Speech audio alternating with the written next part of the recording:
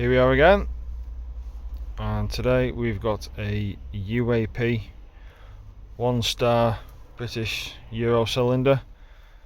They call this the Zero lift because there's a pin in there that's already at the shear line, so that stops any raking and bumping apparently. Today we're just going to have a quick play with this.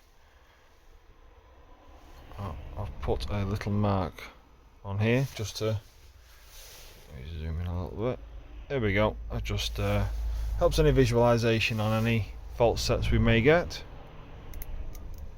It's top of the keyway in here.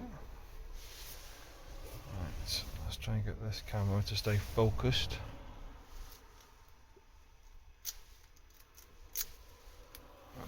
Let's get a better hold of this.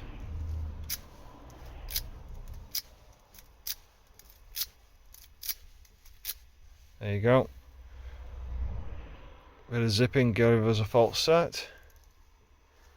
Right, let's find a spool if there is one. Should be. There we go, that's the spool. See if we can get that. Not quite. I think we got that set. We just need to find what's holding us up now. There you go. Come on, focus your silly camera.